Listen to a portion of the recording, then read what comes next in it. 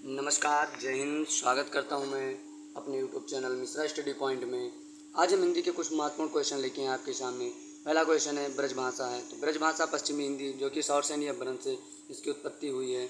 दूसरा क्वेश्चन है हिंदी खड़ी बोली किस अपभ्रंश से विकसित हुई है, तो हिंदी खड़ी बोली शौरसेनी अपभ्रंश से विकसित हुई। निरामिष किसे कहते हैं, मांस रहित भोजन को निरामिष कहा जाता है। मांस रहित भोजन होता है उसे निरामिष कहा जाता है। महादेव वर्मा किस युग के रचनाकार हैं, तो महादेव वर्मा छायावादी युग के रचनाकार हैं। जयशंकर पंत निराला ये सब भी छायावादी युग कवि हैं। किस तिथि को हिंदी को राजभाषा बनाने का निर्णय लिया गया, तो 14 सितंबर 1949 ईस्वी को हिंदी को राजभाषा बनाने का निर्णय लिया गया। हिंदी की आदि जननी है, तो अगर हिंदी की जननी पूछेगा तो हिंदी की जननी है अपभ्रंश, लेकिन हिंदी की आदि जननी तो हम लोग संस्कृत पर टिक करेंगे। काहे रे नलिनी तू कुमिलानी तेरे हिनाली सरोवर पानी पंक्ति के रचनाकार हैं, तो इस पंक्ति के रचनाकार कबीरदास हैं। छत से ईंट गिरी वाक्य में कौन सा कारक है, छत से गिरी ईंट वाक्य में अपादान कारक होगा, क्योंकि यहाँ पर टूटने के बाद फिर जुड़ने की संभावना नहीं होती। हिंदी की विशिष्ट बोली ब्रजभाषा किस रूप से अधिक प्रसिद्ध है, तो हिंदी की विशिष्ट बोली ब्रजभाषा काव्य भाषा के रूप में प्रसिद्ध है। हिंदी भाषा की बोलियों के वर्गीकरण के आधार पर छत्तीसगढ़ी बोली है, तो पूर्वी हिंदी की बोली है। पूर्वी हिंदी की 3 बोलियां हैं, अवधी, बघेली एवं छत्तीसगढ़ी। वर्णमाला कहते हैं, वर्णों के व्यवस्थित समूह को वर्णमाला कहा जाता है, तो ऑप्शन सी हो जाएगा।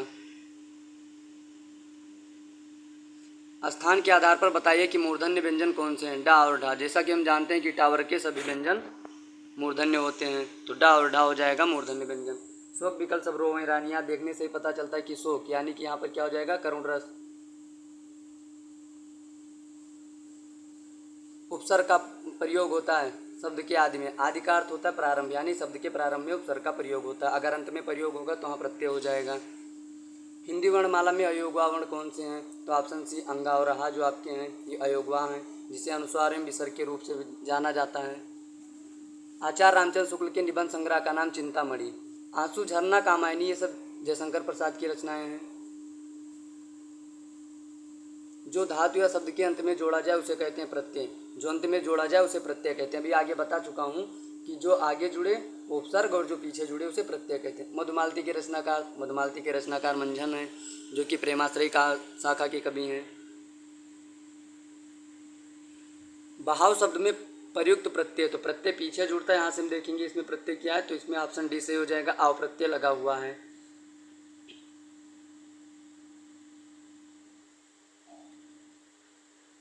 निम्नलिखित में से किस देश में हिंदी भाषा का प्रयोग लिखने एवं बोलने में किया जाता है, तो भारत के अतिरिक्त मॉरिशस एक ऐसा देश है जहाँ हिंदी भाषा का प्रयोग लिखने एवं बोलने में किया जाता है।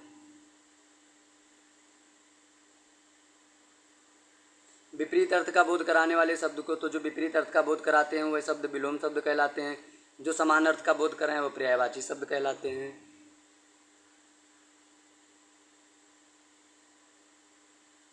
अर्धस्वर हैं, अर्धस्वर क्या है, या और वह, तो हम जानते हैं या और वह हमारे जो व्यंजन हैं ये अर्धस्वर माने जाते हैं।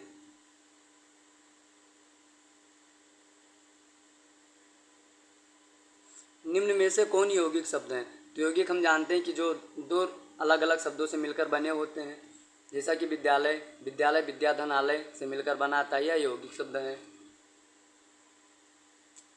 सूरसागर किस भाषा की रचना है, तो सूरसागर ब्रजभाषा की रचना है, इसके रचनाकार सूरदास हैं। अधिकांश भक्तिकालीन कवियों ने ब्रजभाषा में ही अपनी रचनाएं लिखी हैं। जय हिंद।